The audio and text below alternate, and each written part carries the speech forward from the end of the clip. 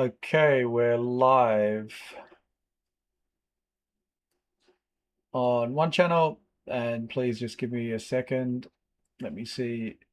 And we're live on two channels. Excellent. Right, so we're live on Kosh ADV and we're live on the Op Prep channel. So this is a bit of a breakthrough for me. This is the first time that I've had two channels streaming. As you can tell, less than 10 streams. So getting on top of it. So welcome. What is the theme today? Today we're going to look at one-shot devices where you really only have one shot at doing it. And we're talking about things like flares, fire extinguishers, the line rockets, and life rafts. So these are things which you can't really test until until you need them. If you fire a flare, it's done, right? If you inflate a life raft, in that case, it's used and you have to go repack it. Same for a life jacket as well with the gas life jacket. Those ones are a bit simpler. I guess you could test it if you've never done it, but the gas cylinder's gone and you have to reinstall it. So these are things which we generally use in critical safety situations, and we have to trust that they're going to work at time.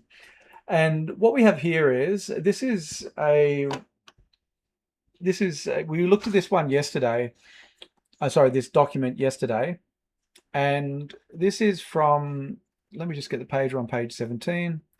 So this is from the American Bureau of Shipping. Guidance notes on risk assessment applications for the marine and offshore industries. Now, when we started this, we used an ISO standard, international standard that I was familiar with, 14971, which is a risk management standard.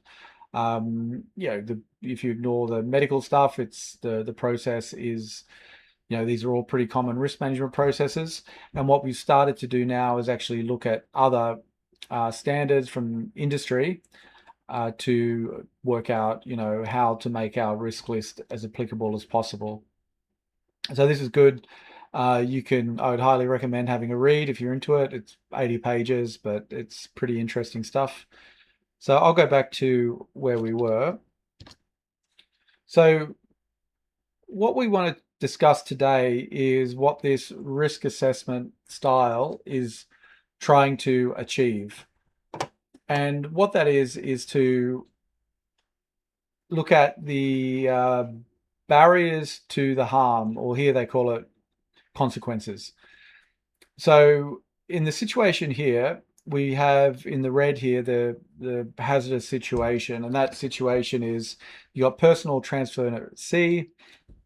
I guess it could be with a line, it could be with a dinghy, some sort of boat, and the man goes overboard, right? So that is the hazardous situation. Now, that's a hazardous situation because there's a potential harm.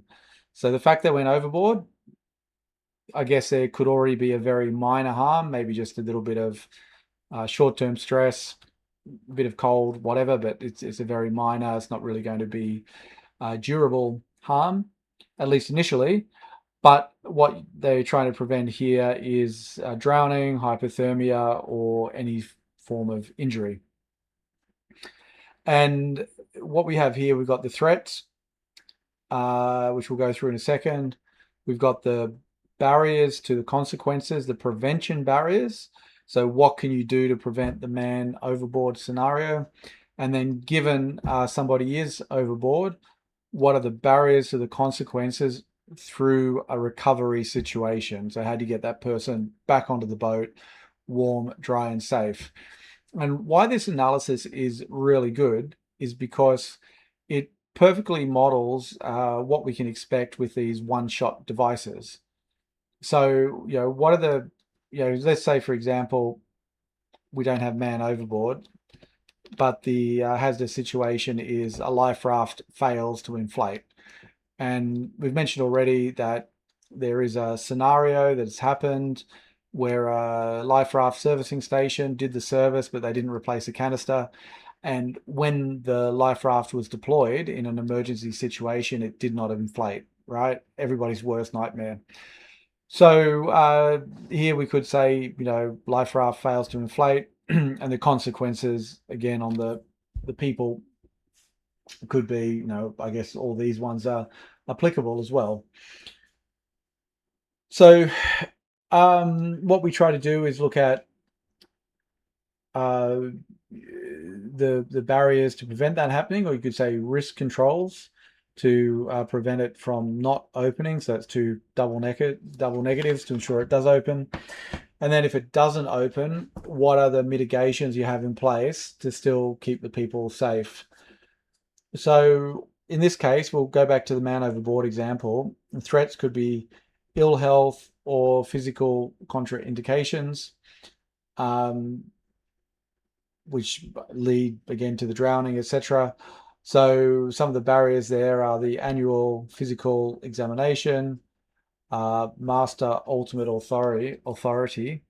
And again, I apologize about this. I was looking at this earlier and I was hoping to look up what it means. So I'm just going to, what is this from the ABS? Just going to look it up in ChatGPT quickly, see if I can get a definition. And anyhow, according to that's one of the preventions to man overboard. Poor weather. So threats, poor weather. So you've got radio, visual communications between the boats and weather monitoring. So I guess if you've got a planned transfer, maybe there's a chance you can do it in a weather window.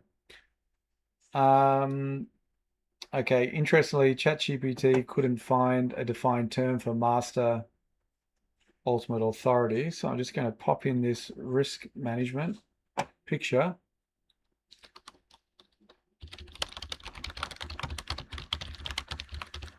See if we can find it. Master authority, maybe it sounds like the ship's master can, I guess, make a decision about a crew's health condition and take them off duty potentially.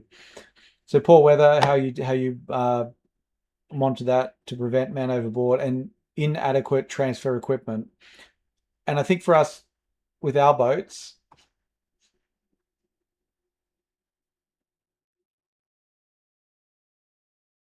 oh, okay, sorry. Yep, the master's ultimate authority. So that's the ship's master's overriding authority is a real-time backstop. So somebody could have pass a physical examination, but on the transfer, if the shipmaster observes that a crew member is unwell, exhausted, or unfit, or injured, whatever the case could be, they can actually they have ultimate authority over allowing that person to transfer or not, so they can stop the operation. So that's what that means. And as captains on our boats, we always have that capability as well. So poor weather, yeah, so inadequate transfer equipment. So here there's a few things. So there's an assumption here that you do have the correct transfer equipment on the boat. So that looks like an assumption. Then they've got the annual equipment certification, make sure it's been inspected and in operating condition, a maintenance program to make sure it's still working. So you should not get a man overboard from inadequate equipment. And for us, this again is part of the maintenance program. And at some point, we'll dive into yacht prep and show you how readiness is calculated in my software. But that's all part of it as well, having a timeline to show you when things need to be inspected, making sure the maintenance plan is executed, and doing tests, inspections, and a whole bunch of other things to make sure that the equipment is working. So these are the prevention measures. And then if somebody does go overboard, we have the man overboard equipment. So this is the recovery equipment, where there's a winch, launching a dinghy, whatever it is. The life jacket, survival suit, so that hopefully the person being transferred is wearing the appropriate clothing for the conditions. So warm water transfer is very different to a cold water transfer. So they've got the correct survival equipment if they do fall into the water, and then a rescue contingency plan. So if the man overboard equipment doesn't work, what is a contingency plan in place to get this person back on board? So this is how we're going to sort of think about things today when we talk about these one-shot devices. And here, safety management systems, they've got operations, inspection, monitoring, and maintenance. So yeah, I mean, one of the things here, if once you start looking at this stuff and you get into it, you actually realize what's involved to run a safe boat. Because this bow tie analysis, we only have 3 streams to 3 outcomes. But if you look at the outcomes, we've got drowning, well, I guess that's death, hypothermia, injuries. Okay, probably broad enough. They're broad enough. But in terms of the threats, we have ill health. I don't see any training here. There's a whole bunch of other things you could probably come up to. And in our approach, when we talk about the hazardous situations, what we actually try to do is to create reasonably described hazardous situations. So for a man overboard situation in a transfer, there's not going to be just one situation that leads to man overboard. There's going to be, it could be 100 different variants leading to that. It could be down to training, it could be down to distraction, it could be down to, a whole bunch of things that happen. And the idea of good risk management is you try to identify all the scenarios for those hazardous situations and look at the risk controls in place. Right. So that's that one. Now the next one is the event tree. These ones pretty good also. So what you do here is we have basically a series of steps to go through, and it ends up with outcomes which are okay or not okay. So it's like a decision tree, but in this case, it's an event tree because you're not making decisions. Events are happening to you, which you have to manage. And the way it works is the yes answer is up and the no answer is down. So in this one, I haven't actually gone through the example here. So tanker enters the waterway. Both propulsion systems operate. Yes, fine. Second propulsion system operates. Yes, so there's no tree there because they both work. Both steering systems operate. Yes. Second steering system operates. Yes. So the top one is the best outcome. And then we come here, we go both steering systems operate. No. Second steering operates. Yes, it's okay. And we have a no, you're okay because you're steering using the engines. So I guess you've got a twin engine boat here so you can steer with your propellers. And then you go down to the no. I think you get the idea. We don't have to go through all the scenarios. And 2 of these were okay. And then vessel loses steering and vessel loses propulsion, which is obviously not a great one to be. Now, quite interestingly here for us, when we do get onto engine failures, this will be a nice little exercise to go through, and we can actually use these because a lot of boats are not necessarily twin engines. There are ones out there, but especially when you look at displacement boats, a lot of people just have one diesel engine. On my boat, I've got one diesel engine, an old Gardner. Is pretty reliable, but maybe it breaks down. So I can't steer with 2 engines. I don't have backup propulsion. I do have backup steering. So on the back deck, I can actually put a tiller onto the rudder post and steer that way. So that one works. So again, this is a interesting thing, and this has to be adapted to your own boat. And that's the disclaimer on all this. This is not advice for your boat. What it is more education on how you can prepare better. All right, so this is good too. And you can see here that what's interesting is what are the mitigations in place if you lose your propulsion, and then what happens if you lose your both steering, for example. And now this one, if that did happen, that would be third-party help, but then you would have procedures in place to call in, a rescue, a tow, whatever can be done to help the boat get home safely. Event tree, then we've got fault tree analysis. And again, this is good, another tree. So this is a little bit similar to event tree, but we've got here a similar sort of tree, starting with the vessel loses propulsion. You got and or gates. So the and two things happen at the same time, and the or event is one happens of the two. And then the basic event. So vessel loses propulsion, the basic failure of the propeller. So the propeller is no longer turning and the engine stops. B, fuel supply to engine is contaminated and the engine fails to operate. Basic failure, engine stops. And then we have an or gate, contaminated fuel in bunker tanks, onboard fuel cleanup system fails. So either or. So again, we won't go into this one. This requires similar, but a little bit different.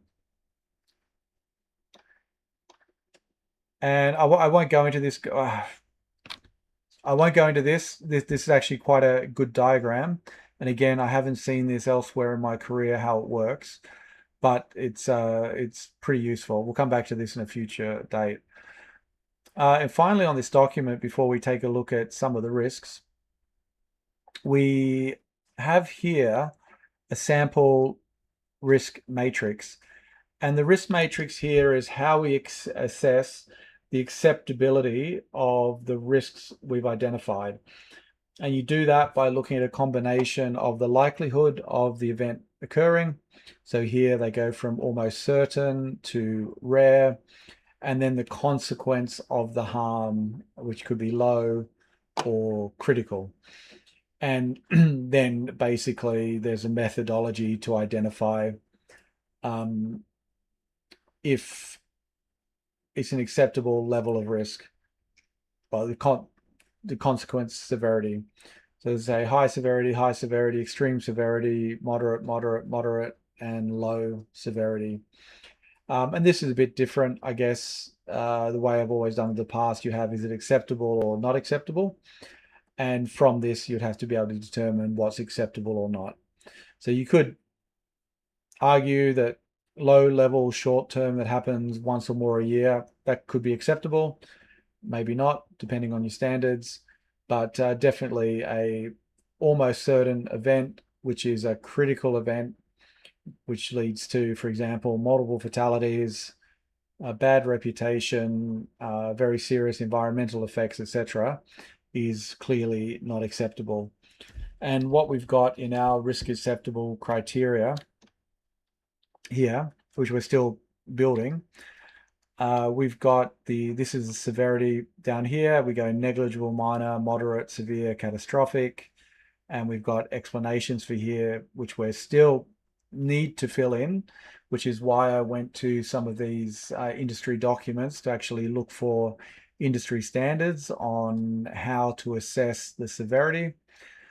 Then you've got the probability of harm, and these are qualitative assessments because we don't really have the data. And if you wanted to do quantitative assessment of probability, which they do have here somewhat, which I think is probably more of a rule of thumb, although in these regulated industry, they do track industry statistics. They've got it on a time frame, like an incidence per unit of time, which is within a year. Sorry, 1 year or more. So almost certain is it occurs one or more times a year, and rare occurs once every 1,000 to 10,000 years. So 10,000 years, I think you're getting back before the before the pyramids were built, right? So that's a long way. So I'm not really sure. I when I saw this, I was very curious. I haven't done the work. It's definitely rare, we can agree that. But is it useful rare? I don't really know. And then I guess it depends on the units of measure. So if it's years of operation, for example, maybe that makes more sense than a time frame. So it's here for a reason. The document's very good. I just need to understand that, and I'll report back to you at some point about how they get to these likelihood measures. And this is just a sample, and there are different ways to do it. And then what they've done here, the category of they call it consequence severity. I prefer and like harm, the harm to the asset being the vessel, environmental effects, reputation, injury and disease, or the harm to the people. And just to give you an idea here, I'll just go through the low and the critical. So the first column's low, the right column is critical. So for the asset, the ship, no shutdown cost, less than $10,000 to repair. That's minor. I guess on a multi-million-dollar operation, that's a pretty minor expense. And then on the high side, operation shutdown, loss of day rate for more than 28 days, so you lose revenue, and or repair more than $10 million. So that starts to have a significant impact on your business at that point. And again, this is commercial shipping. When we update ours, we have a slightly different approach on our risk severity. I'll go through it now. So the vessel is minor damage, and minor damage, say a scratch to the gel coat, scratch to the paint, for example, could be a minor damage. Or it just could be, you hit a sandy bottom briefly and you get back off. So there's a little bit of, drag on the keel, something we're not really going to be too worried about. But then on the catastrophic side, we've got a total loss of the boat or an insurance write-off, for example, would be the extreme. And we still need to decide on the interim what a minor, moderate, or severe damage is. And again, the idea here is that when we do these scenarios, we've got like a benchmark to assess what potential damage could be. Environmental effects here, they're saying no lasting effect, low level impacts on biological or physical environment, limited damage to minimal area of low significance. So Yep, okay. And then on the other side, we have very serious effects with impairment of ecosystem function, long-term widespread effects on significant environment, e.g. unique habitat national park. So if anybody remembers the Exxon Valdez disaster, I guess it was the 80s. That was a pretty big oil spill. I believe it was a drunk captain somewhere in Alaska. It was a while ago since it happened. That was a big spill, and I guess that would be a critical event. Hopefully, none of our boats. I think in private boating, we'll never be at these things, but it's all relative. Media reputation, we can probably affect this. This is more of a company thing, large company thing. Injury and disease. So this is really important. I might just go through these quickly one by one because we still need to update the personnel harm, the person harm in our severity table. So here they're saying low level, short-term, subjective inconvenience or symptoms, no measurable physical effects, no medical treatment required. Right. So at the moment, we've got mental stress, minor temporary pain. So we've expressed it slightly differently. Then we've got minor objective but reversible disability, impairment, and or medical treatment, injuries requiring hospitalization. So they're putting minor as injuries requiring hospitalization. I don't have them on mine until severe. Hospitalization is severe. I've got medical intervention here. So that's an interesting discrepancy. Then we got moderate irreversible disability or impairment of less than 30% to one or more persons. They're saying that's moderate. I've put that as severe. No, sorry, I've actually put that as catastrophic permanent injury. So here, what's very interesting is on our private boats, I would suggest that if anybody in the private boat had a crew member or passenger which had irreversible disability or impairment, that is more than moderate. So, look, you need to do this for your own boat if you want to get into risk management. But for me, that's a very bad day out on the water. Then we've got major single fatality. Oh, jeez. I'm sorry. I'm getting really shocked now. These are the industry standards from the American Bureau of Shipping. Okay. Major, at least, I guess it's a different world. Single fatality and or severe irreversible disability or impairment greater than 30% to one or more persons. So single fatality or more than 30% to one or more persons. Then we go to critical, short or long-term health effects leading to multiple fatalities or significant irreversible health effects to greater than 50 people. So that really seems to be the cutoff. Short or long-term health effects leading to multiple fatalities. So potentially here they could be talking about some poisoning or could be a carcinogenic, for example. So you may not die today, but you could die in 20 years, potentially that what that means. Or I don't know, you get blasted with steam and die in hospital. I don't really know. It'd be very interesting to get a health and safety expert onto this stream at some point from large shipping to help explain what these mean. Right. So on our one, we're a little bit more critical than that because at the moment we're saying catastrophic is death or permanent injury or severe trauma. So we're also including the mental impact because we want people to have a good day out on the water. We don't want to scare them away from boats for the rest of their lives. Then we've got severe injury with medical intervention. And I need to add something there about the mental stress, strain, trauma. Moderate is injury with first aid treatment, minor cut, abrasion. Sorry. Oh, excuse me. Bruising and negligible mental stress, minor temporary pain. You hit your hand, it hurts for a minute, but really there's nothing more than that. You recover very quickly. Right. And there's a whole bunch of other stuff here, a lot of statistical information, as we said before. Risk plan, which we will write one that people can copy and use if you want. And if you want to see the spreadsheet, you can get a copy. Just there's a link. You get a read-only copy. You can look at it, or you can save your own copy to work on.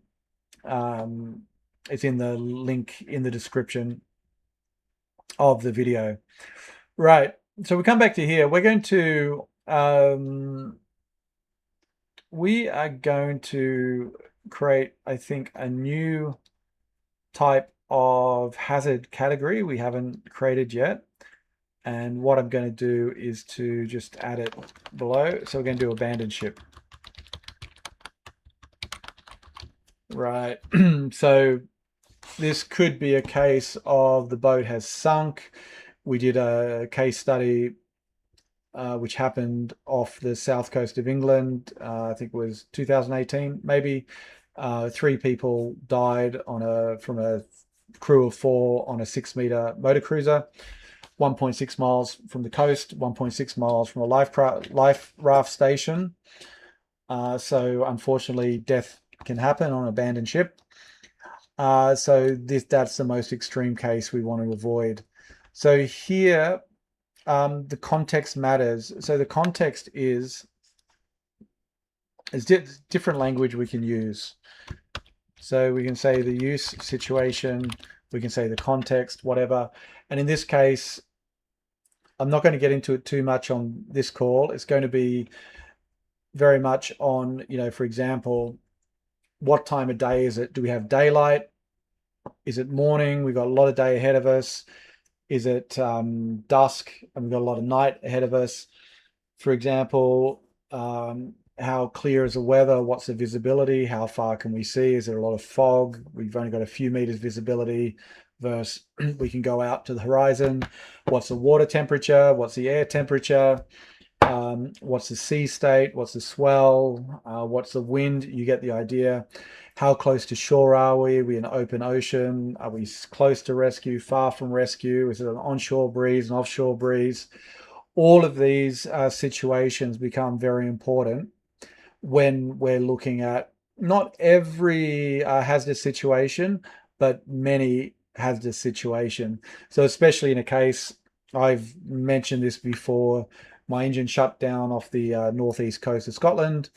The breeze was just basically blowing me out into the North Sea, so I wasn't particularly worried. In the short term, I had radio contact with the Coast Guard. The lifeboat came out and got me, right? So, yeah, okay, I need to rescue, but it wasn't really a critical situation. And, so be it. Thank God the RNLI is about, great organization. However, if I had been, on other legs of the trip, especially when I'm heading down the East Coast towards the southern England, towards the Channel, I did have situations with onshore breeze. I was probably about 2, 3 miles off. If the engine stopped then and broke down, then it's a bit more critical because I'm then floating towards the cliffs. And yeah, I need to have a plan for that. So that can really change in a lot of situations how precarious or how serious our situations are going to be. But again, we're not going to really touch that too much. We're going to look at the hazardous situations. And again, just to remind you, a hazard category is a potential source of harm. It doesn't mean that any harm will occur. Uh, the abandoned ship, for example, we might have an example. Um, you know, I'll use it was the Fastnet 73, the really bad one, for example. There are a lot of people who abandoned their boats because they felt very unsafe because they were very light, fin-keeled boats, which were really getting thrown around a lot on the waves, and they were really being flicked around because they really had no mass there to prevent to dampen out the the roll. Whereas the bigger boats, 40 foot and over, they did a lot better because they had a lot more mass, a lot more displacement. And the rolling motion on the boats was, well, it's probably not gentle, but not as violent as the small boats. So there were situations where crew abandoned ship, abandoned their yachts, and the yachts were found in perfectly good condition, right? They didn't sink, they were just there floating after the storm. However, the people abandoned ship because they felt like they were sinking. And unfortunately, in many cases, people died because they, well, for many reasons. But I guess my point is you could have a situation where the abandoned ship is a cause of harm. However, the people get rescued and there's no harm to the people. The boat gets found and towed back to safety and they're reunited in port. And there is no, no major harm, right? Again, as I'm talking, I'm realizing, abandoned ship is never, even if you're physically safe, there will always be some level of mental stress you probably need to recover from. So what we're going to look here is a scenario of a life raft failing. So we have here, for example, not really going to go into the situation about why the boat is sinking, but let's just say boat floods, bilge. Oh, let's get into it. Okay, let's say engine, sea water intake valve. Let's say roads just runs out, and sea cock cannot be closed. So because on my boat I've got a sea cock, the engine inlet, I think you know what I mean, sucks the water in from under the boat. And I also need to open up the valve to determine which direction the water will go because my inlet can go to the generator and also go into the engine. So we're basically saying that the seawater intake is broken as floods into the bilge, and we can't close the seacock, so we've got water flooding into the boat. And just to make disasters worse, and bilge pump not working. So that's the cause. Pretty bad day on the water. Engine room floods and boat begins to sink. Right, so it's not a fast flooding situation. So crew assembles on deck and launches life raft. So again, we're not relying on our hydrostatic release. Let's say we have time to inflate and launch the life raft over the side of the boat. And then we say life raft does not inflate. Bang. Okay, well, what do? We've got a sinking boat and the life raft's not inflating. So here, let's do the vessel damage. Probably the harm here would be V1 for the boat. Will be vessel lost. Let's just assume the boat is lost. And then we've got crew human damage. And we've got C1. I've missed something here. Life raft's not inflate. So we say crew abandons ship in sea survival suit, for example. Survival suit with no life raft. So they're just floating in their sea survival suits. So here on the crew damage, it probably will take a long time, but maybe hypothermia. I think it's hypo, not hyper, right? Hypothermia could be one if they're not found. These are potential harms. And again, if we wanted to do more detailed hazardous situation, we'll break it down. You could say potential drowning, even in a survival suit, if they end up on their unconscious, on their face, for example. I just want to look, what was the other one they had here? They had drowning, hypothermia, injuries. Okay, potential injuries, but I'm not sure that the life raft the life raft not working is going to contribute to the injuries. So here, the unmitigated severity for the vessel is catastrophic, and potentially for the crew, it could be catastrophic, right? So again,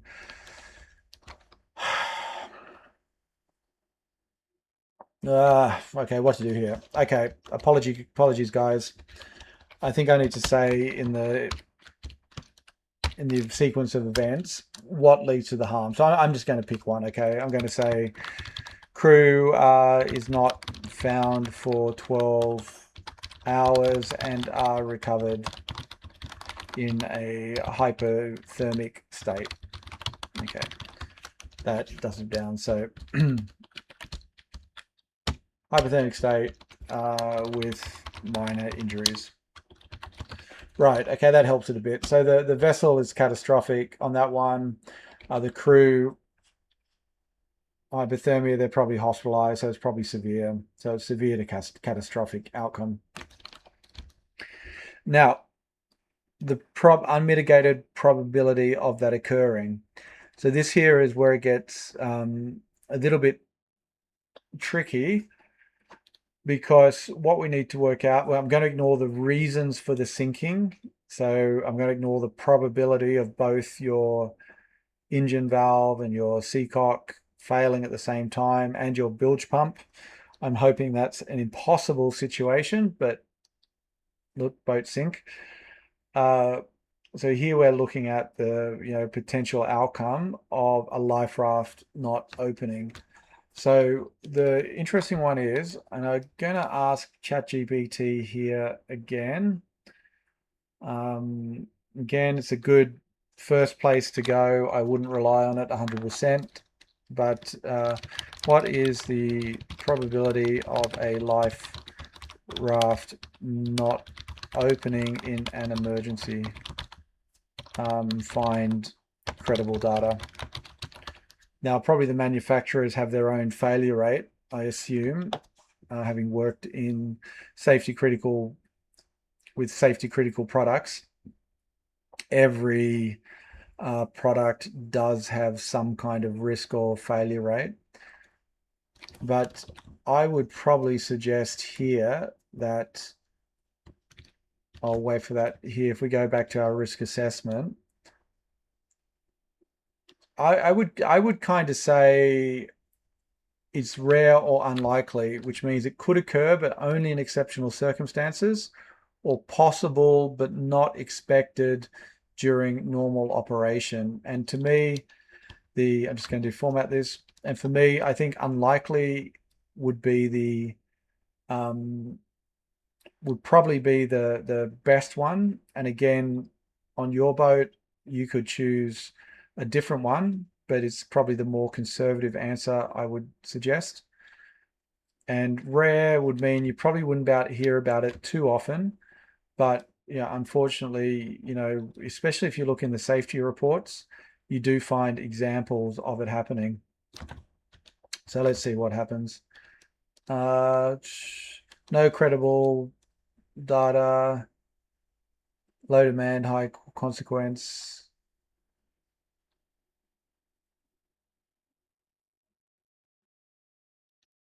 Yeah. The one genuine empirical source is service station inflation test records. Every raft gets inflated annually and defects are recorded. So the major networks, Servitec, Viking, Zodiac, hold the closest thing to a population failure data set that exists.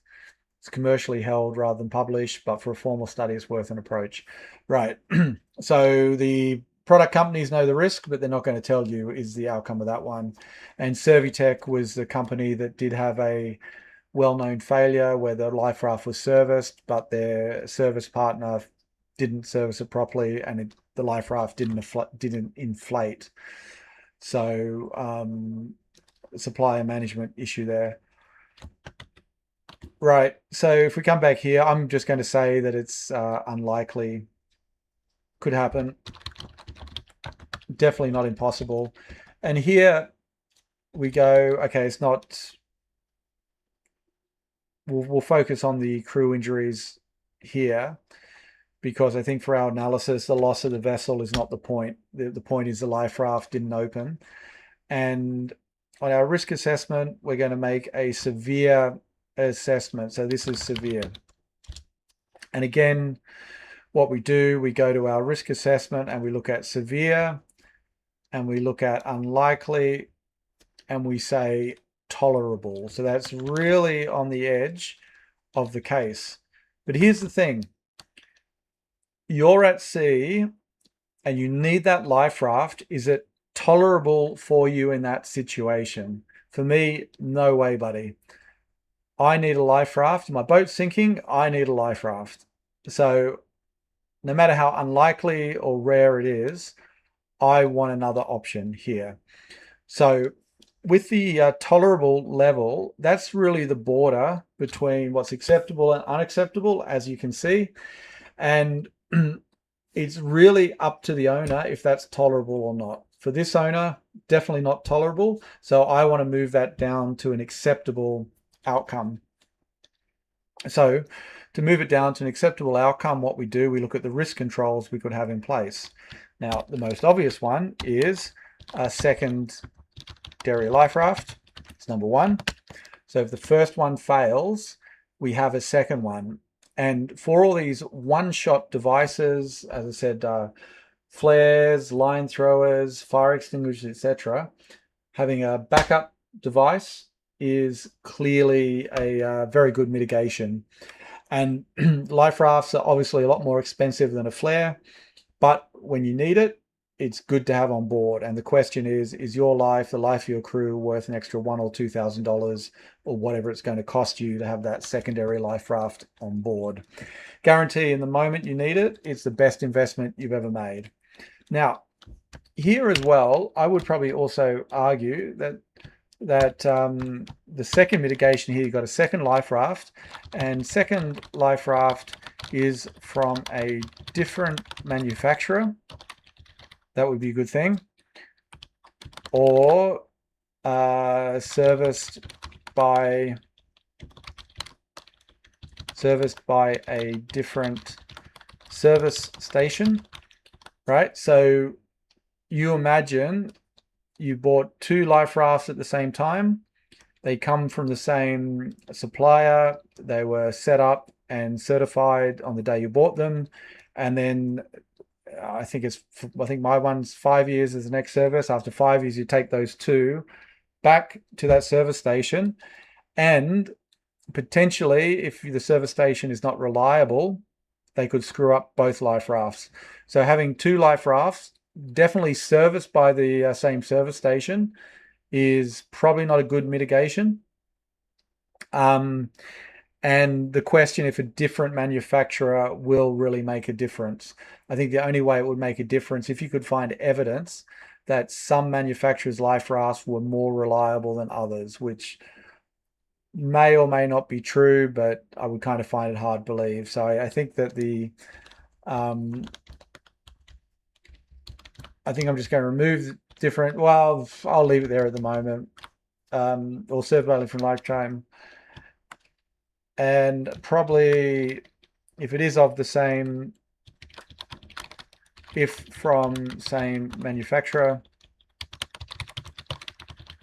they come from a different manufacturing. They have a different lot number. So what that means is they come from a different manufacturing run, and if there is a defect in one manufacturing run, hopefully it's not in the same manufacturing run, right? So this is a potential mitigation. Definitely the second life raft is a good idea. Whether you want to implement the different service station, different lot number, that's up to you. I think for things like life rafts, then it's probably a pretty good option to have. Sorry, flare is a pretty good option to have. So what we're talking about here is getting people into, out of the water into a temporary home where they can survive until rescue. I mean, what can we do? I guess, potentially what they could do is launch the fender, not the fender, the tender, sorry. I guess that's an option. I'm really stretching here. Launch the toys, kayaks. I know which we got on board. I'm not talking about super yachts here, so we're not talking about jet skis and these sort of things. So, don't know. Maybe there's something else on board you could do, but the secondary life raft is a better one. Now, the mitigated severity here is, I think here, this is really important. So when we mitigate, we can mitigate on two axes. We can move it from a higher severity to a lower severity, or we can move it from a higher probability to a lower probability. So here on this one, I would say if you've got two life rafts, especially from different service stations, different lot numbers, different manufacturings, then the mitigated probability is rare. That you should never have a situation where two life rafts, in service life rafts that is, never open. And then the mitigated severity, here we'll take a look at our risk assessment. I mean, again, I'm just going to assume they're going to float for a few hours, get rescued. We're not talking about Arctic conditions or anything. So it's either going to be minor or moderate. So we can go probably on the moderate side, and let's have a look at what our risk assessment does. So we've got moderate and rare, which we are saying is acceptable. Okay. So we've mitigated that risk from tolerable on the edge, not tolerable for me, and then acceptable risk. Okay. So this is really post controls. And if we just have a look here, one thing we could do And again, when we build this group and it's worthwhile developing some software for this, what we'll do is put this into software that's user-friendly and can be easily accessed. We've got prevention and recovery barriers. So here, a lot of these are recovery.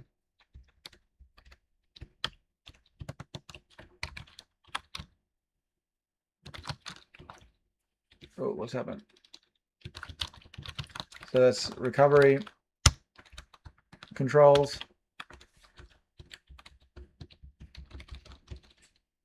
And then we've got prevention controls. So things like prevention controls can be visual inspections, ensuring life raft is in certification,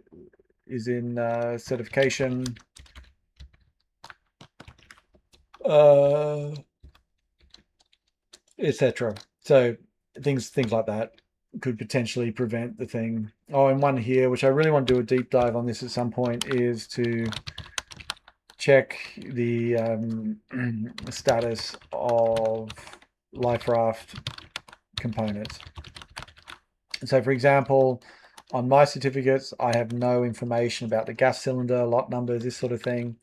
So what you can do is ask the service station for a gas cylinder, manufacturer, lot number, expiry, etc. And all the components, just as a confirmation that they've actually swapped the thing out. Right.